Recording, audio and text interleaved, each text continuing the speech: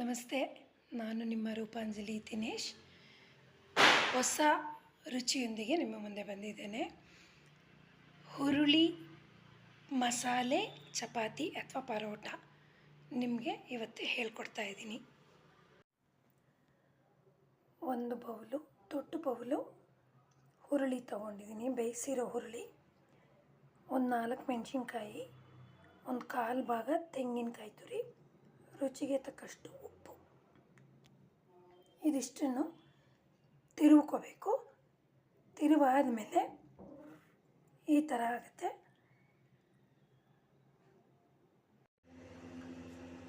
ನಾನು ಚಪಾತಿ ಹಿಟ್ಟು ತೊಗೊಂಡಿದ್ದೀನಿ. ಮೈದಾ ಹಿಟ್ಟಲ್ಲೂ ಮಾಡಬಹುದು. ಚಪಾತಿ ಹಿಟ್ಟು ಪೂರಿ ಥರ ಒತ್ಕೊಂಡು ಅದರೊಳಗೆ ತಿರುವ್ಕೊಂಡಿರೋ ಹಿಟ್ಟನ್ನು ತುಂಬ್ಕೊತಾ ಇದ್ದೀನಿ.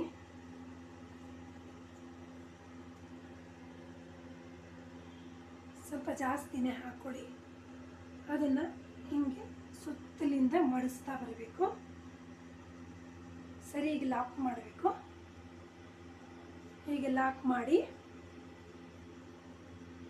ಹೀಗೆ ಲಾಕ್ ಮಾಡಬೇಕು.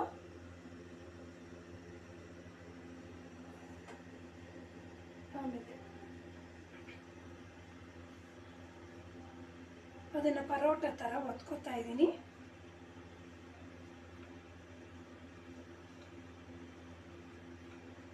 ಇದು ತುಂಬ ತೆಳುಗೆ ಬರಲ್ಲ, ಸ್ವಲ್ಪ ದಪ್ಪಕ್ಕೆ ಇರುತ್ತೆ. ಕಾವಲಿ ಕಾದ ಮೇಲೆ ಒತ್ತಿರೋ ಪರೋಟಾನ ಹಾಕಿ ಅದ್ರ ಮೇಲೆ ಚೆನ್ನಾಗಿ ಎಣ್ಣೆ ಹಾಕಬೇಕು. ಎಣ್ಣೆ ಬೇಕಾದರೆ ಎಣ್ಣೆ, ತುಪ್ಪ ಬೇಕಾದವ್ರು ತುಪ್ಪ, ಏನು ಬೇಕಾದ್ರೂ ಹಾಕ್ಕೋಬೋದು. ತಿರುಗಿಸಿ ಮತ್ತೆ ಒಂದ್ಮೇಲೆ ಎಣ್ಣೆ ಹಾಕಬೇಕು. ಚೆನ್ನಾಗಿ ಎರಡು ಕಡೆನೂ ಬೇಯಿಸಬೇಕು. ದೊಡ್ಡ ಉರಿನೇ ಇಟ್ಕೊಂಡಿದ್ದೀನಿ.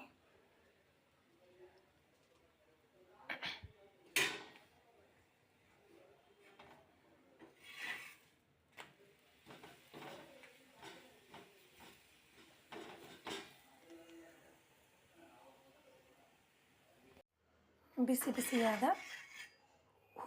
ಮಸಾಲೆ ಹುರುಳಿ ಚಪಾತಿ ಅಥವಾ ಪರೋಟ ಈಗ ರೆಡಿಯಾಗಿದೆ. ಮಸಾಲೆ ಹುರುಳಿ ಚಪಾತಿ ಅಥವಾ ಪರೋಟನ